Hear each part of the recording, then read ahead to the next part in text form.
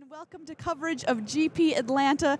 Maria Bartholdi here in the booth, joined by Marshall Sutcliffe, and we are about to see some Kaladesh Limited this weekend. Yeah, it's going to be exciting. So, this is, of course, the GP leading up to the Pro Tour, which is going to be next weekend in Hawaii, Pro Tour Kaladesh.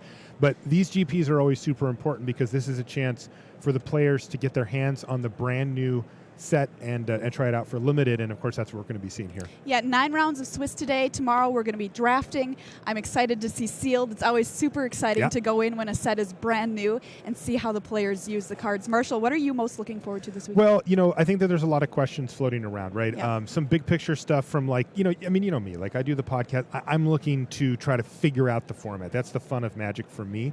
And so I want to know what's the best color, what are the best commons and uncommons within those colors, what are the bombs that everybody wants to open, and so that when we get to the Pro Tour next week and we sit down for that first booster draft, we have a good idea of what the pros are going to be expecting, and also so I can go back on Magic Online, and I've been drafting my little heart out. And how much have you drafted, Marshall? I've got 11 drafts. No big deal. 11 drafts. Yeah, I did 2 on the airplane on the way here, and a bunch at home before I got. But also, I don't call that fun. No, that's work research.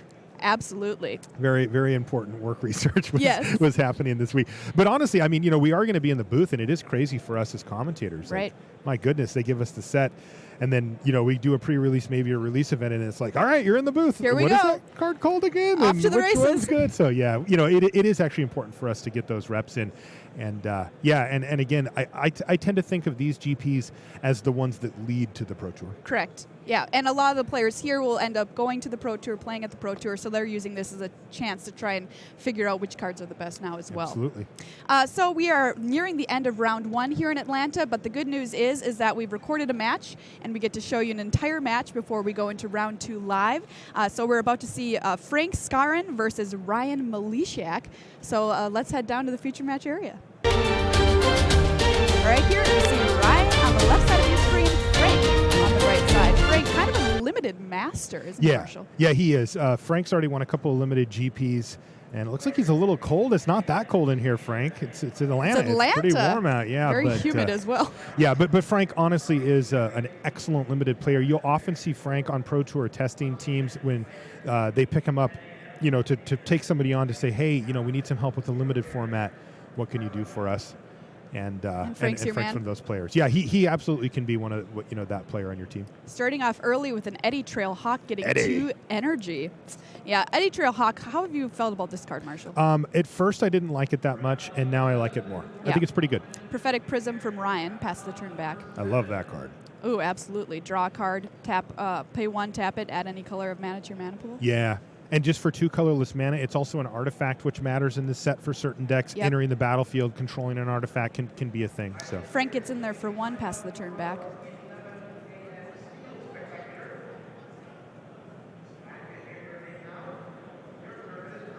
Ryan, I think, contemplating playing. I see a Master Trinketeer in his hand. That card's a straight bomb, but he's going to lead off with a Gear Shift Ace, 2/1 first striker. Now, of note here, Maria, Frank has missed his second land drop, though it looks like he's found his 3rd off the top of the library here. Okay. So we'll see if he can recover from this stumble. Gets in there for 1 again with the Eddie Trail Hawk. Blue-white is traditionally a deck in this format that I think is focused on blink and flyers. So my question is often, do you really need an Eddie Trail Hawk in a deck that is already flying? But I don't know. That's a totally legit question, Maria. I think that the Eddie Trail Hawk is actually best in a green-white deck. Yeah. The energy is relevant to the green cards, and then you can there's a bunch of green commons that are really big. They just, we call it keyword big, right? They're just huge, and the Eddie Trail Hawk can say, hey, come with me, and send them over into the red zone as dragons. And there's one of them right now. Pima Outrider, 3/3 trample, fabricate 1. Meanwhile, Ryan has gotten in there with his Gear Shift Ace for 1, which has first strike, so the Windrake can't profitably block it. Yeah, for 2, yeah. And it looks like he's decided to make a servo here with the Pima Outrider. So green-white, an interesting color combination that can really go big or go wide because of its fabricate mechanic. Yeah, totally, and there's actually benefits to doing either, depending on what type of deck you end up with yourself. You can get Inspire Charge to pump up all of your tokens and make that a thing. Janjeet Sentry for Frank Scarron. I like this card a lot. You get 2 energy when it comes into play, and you can tap a creature on the opponent's side of board, paying 2 energy. Yeah, you can tap or untap an artifact or creature with it. It does cost 2 energy, and tapping it to do so. No mana, but 2 energy is quite a bit. 2 energy is more than than the usual amount you play for something like Eddie Trailhawk, which is 1. Right, but at the same time, you can see Frank's already got 4 energy on the top, though. Yeah. It looks like Fairgrounds Warden's Warden. going to just slap that sentry right off the board here. Handcuffed. Goodbye. Yeah, that's actually really good for Ryan on multiple levels. A, it takes a blocker out of the way. B, it takes a potential card that can tap down the Pima Outrider. Yep. And C, and this is a big one, he's playing against blue-white. There's not a lot of ways to get that thing off the battlefield in blue-white. Most of its ways to remove creatures tend to be enchantment-based, which would leave the Fairgrounds Warden on the battlefield and thus keep the Janjeet Sentry locked in underneath it. Yep, Frank's going to smash in for 3 here. Yeah, blue-white notably it's got access to things like revoke privileges, captured by the consulate, malfunction, those sorts of removal spells. So it's just more locking things down rather than dealing with them for good and getting them off the battlefield. It's like a thriving Ibex here for Scarron in what ultimately is a deeply fair start here for Scarron, right? This is these cards are all fine, but you look at what Ryan's doing on his side, and he's got a Pima Outrider, very powerful common. He's got the Fairgrounds Warden, really great uncommon, one of the better uncommons in the Absolutely. set. And even the Gearshift Ace is a great uncommon. They're all better than his cards. Ace. Oh yeah, that's your guy? I mean, if you're going to play a Renegade Freighter and crew it with a Gearshift Ace, what is your opponent going to do? They will die, and quickly. This looks like an Elegant Edge Crafters from Ryan. Going to choose to put 2 counters on it. I'm kind of surprised that he did that.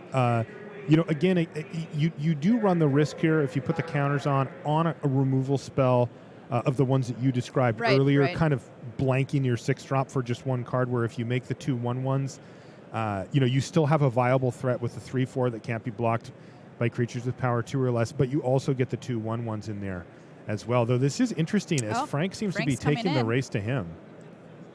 Sending the Ibex to the sky and putting a counter on it, looks like? Is that what you're seeing? How many energy did he have prior? 6. Yeah. So 2 energy went to the Ibex and 1 to the Eddie Trailhawk. Flies on over. Yeah. Flying goat. Yeah, we did it. Propeller Pioneer from Frank. Fabricate on the stack. He's going to choose to make a servo. That seems correct. He is doing everything he can to just try to close out this game in the air. You can see that he has, in fact, assembled lethal damage in the air. Yep. All Frank has to do is survive this turn, and he can win this game. It didn't look good for him, but Blue, that white last turn flyers. was I nice. mean, in this format, I think flying is above average, Marshall. Agree.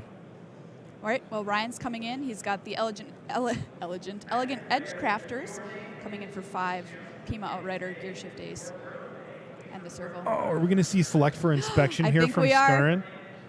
There it is. Wow, and this is another way that he's going to punish Ryan for putting those 2+1/+1 counters on the Edge Crafters rather than making the 1/1s. And he gets a scry out of the deal. Indeed. How do you feel about Select for Inspection? I love it. I dig it. Yeah. That's my kind of card, though. I'm a little biased, perhaps. Well, it's so good in a format where you're going all in on vehicles and fabricate. Totally, I agree. Yeah, I actually like the card quite a bit. Also, I've done a fair share of returning my own creatures, more than I thought. You know. Save them from a removal spell, or if they get locked down with a malfunction, bounce it right back to your hand. Yeah, well, one of the interesting things too is that you can also just get enters the battlefield effects re-triggered again. Sometimes you just need another 1/1 or something along those lines. Replay your Propeller Pioneer, for instance. Exactly. Make another servo. Right. That does happen. Or Cloud Blazer, I'm just saying. Yeah. Live the dream, Marshall. Live the dream. I was playing a sealed event the other day, and I bounced my Cloud Blazer 3 times. Oh, jeez. Yeah. I'm jealous. Felt good. Immediately jealous. Felt good. So Frank's at 6 here. Yeah. But so is Ryan. All right, he's played a Master Trinketeer, a 3/2 for 3, which gives your Thopters and servos +1/+1 for 3 and a white. You can create a servo. This card's just a bomb. It is, but it looks like he's kind of dead here, doesn't it? It sure does. He's got a couple of cards in hand, but Frank can attack with the 3/3 Ibex, the 2/2 Windrake, and the 1/1 Eddy Trail Hawk, giving the Ibex flying. And Propeller Pioneer. And then he's even got the Pioneer as a backup plan here. Yeah, so Ryan could be representing impeccable timing, for instance. That would do it. Now, Frank attacking with everything, though, means that even impeccable timing does not get the job done here. Goats in the air. All right, that does it. Frank takes game one. You said it, Frank. Goats in the air, and we have a winner there. All right. We're going to jump ahead since this was recorded. Skip past the shuffling for you. Just a service we provide here at GP Coverage. But as I was saying earlier, I'm a huge fan of the Blue-White Skies deck. I just think it's really powerful in this format, particularly because there's so much big beef on the ground with vehicles and large green creatures that I think it has an advantage that sometimes it doesn't have quite as strong an advantage in other formats.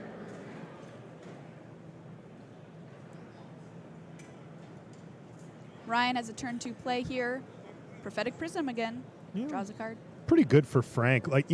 Prophetic Prism obviously puts no pressure on your opponent, and he is looking to race, as we saw in that first game. And, here we go with that Eddy Trail Hawk. Same game.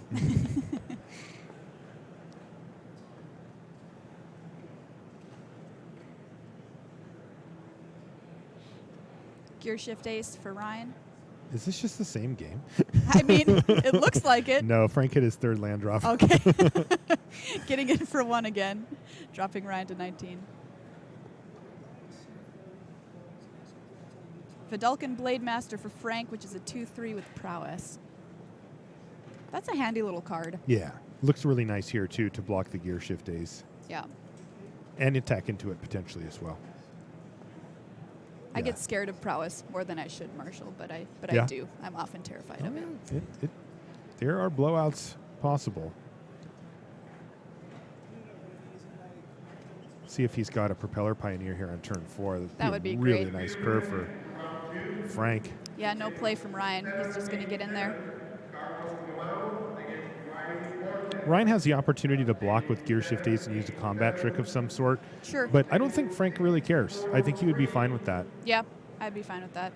There you go. Propeller Pioneer. He may just put the +1/+1 counter on it here. I would. That's exactly what he does. Nothing wrong with the 3/2 flyer. That was nothing from Ryan on turn 4. Just That's stone hard. nothing.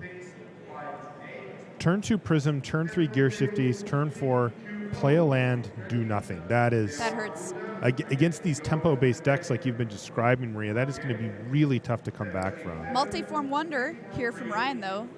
Okay, that's some business. Fantastic card. It's a 3/3 for 5. You get 3 energy when it enters the battlefield. You can pay an energy to give it +2/-2 or -2/+2 until end of turn, as well as flying, lifelink, and vigilance. Each costs an energy. The flying and the lifelink, pretty important here. Yeah, both of those are going to be really, really good. Now, if Frank has a removal spell for the Multiform Wonder, I think it's going to be really difficult for Ryan to come back from the stumble that he had earlier in the game. But if Frank doesn't, even just with the 3 energy, he can make it a 3/3 flying with lifelink by only paying a couple of energy from that. And that could be enough to gobble up a creature here. Oh. Frank attacks. That's an interesting attack. So Ryan has the opportunity to use up 3 energy. 1, or maybe even just 2, but 1 to give it flying. Yep. And then another 1 to give it -2/+2. Yep. He's just going to block if he'd like. That would keep it alive. Or he could jump it and then trade it by just paying no energy. Or he could jump it, trade it, and give it lifelink to gain some life. He doesn't actually have a great block here, though. Either way, the Propeller Pioneer would survive the attack, and Multiform Wonder would be down on energy significantly, so he just doesn't block at all. Frank, with a great play, Cloud Blazer coming in, gaining 2 life, drawing 2 cards. This is getting out of hand. Oof, that hurts. Have you had the opportunity to play a Cloud Blazer yet, Marshall? Why did you have to bring that up? You haven't? No. Are you serious? I'm not. How many drafts have you played? All I ever want to do in this world is play that card, and I have played like 13 drafts total and have yet to have one in my deck. Fairgrounds Warden going to take care of that Propeller Pioneer. That's some business. Yep. Now we got a game. Follow-up play from Ryan is going to be a Kujar Seat Sculptor, giving a +1/+1 counter to itself. Or something. He can put it wherever. He can. Yeah, there you go. He's going to put on the Gear Shift Ace. That makes a lot of sense. More sense. That actually unlocks an attack here for him. Yep, getting in for 3.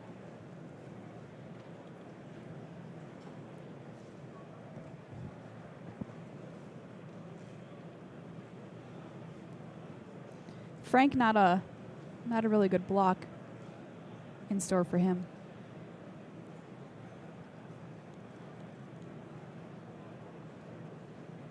He's going to take the damage. Yeah, he'd have to triple block to get rid of the Gear Shift Ace. He did consider that option. Decided against it.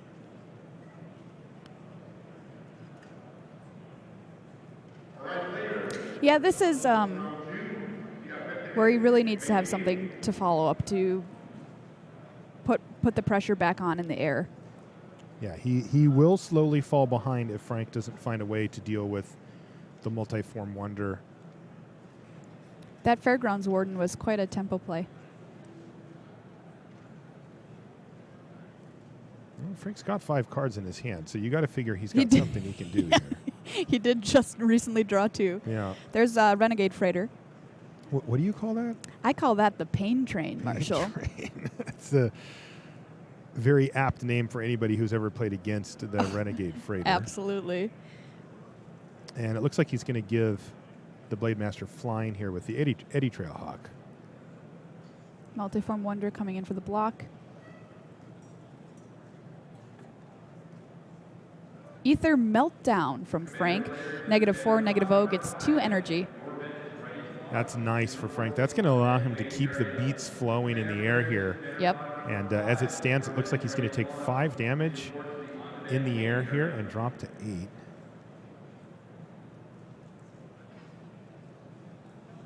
While still setting up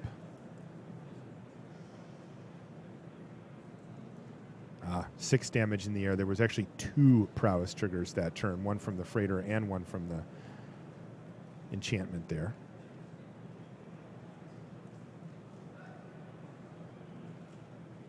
You can just kind of feel Ryan falling further and further behind. Yeah, playing another Kujar Seed Sculptor, giving a counter to the Fairgrounds Warden, and they'll attack.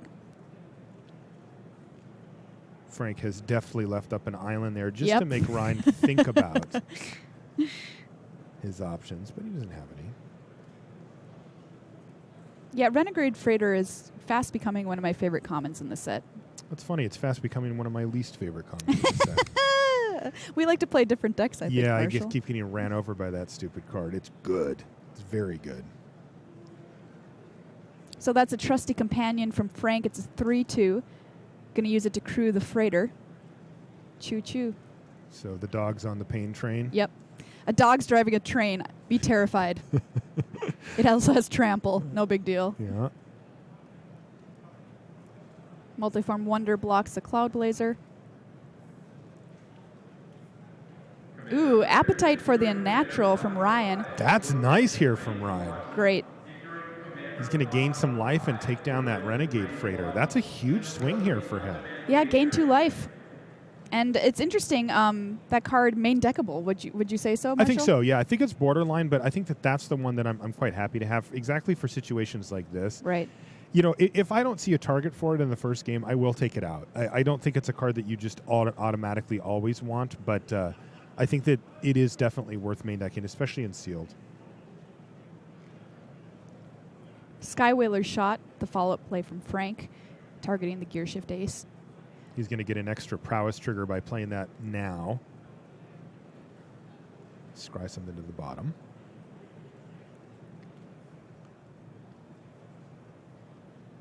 Skywhaler's Shot, destroy target creature with power 3 or greater, so the +1/+1 counter on the Gear Shift Ace ultimately being part of its demise. Indeed.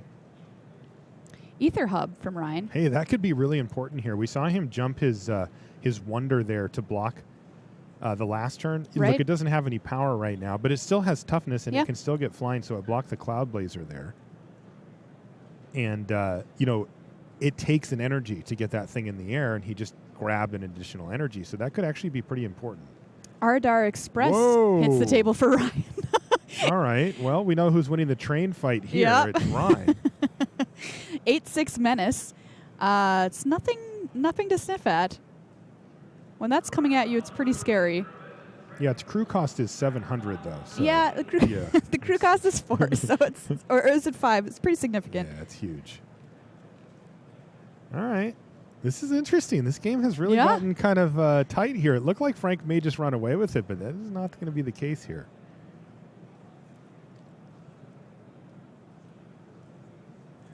He's lining up his attacks. Yep, he's going to fly the Hyena. Mm-hmm.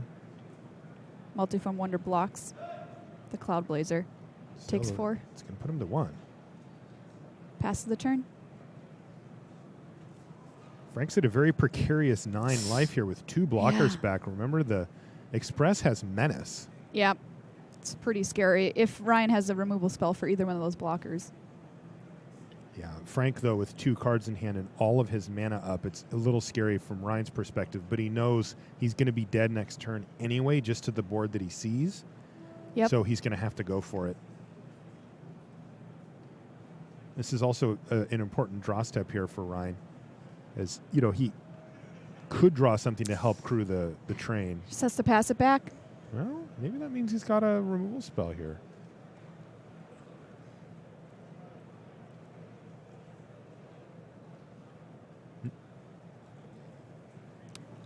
Frank takes it. 2 games to none. Yeah, that's going to do it. So Frank's the guy, I guess. He is a limited specialist, and he showed you why. Yes,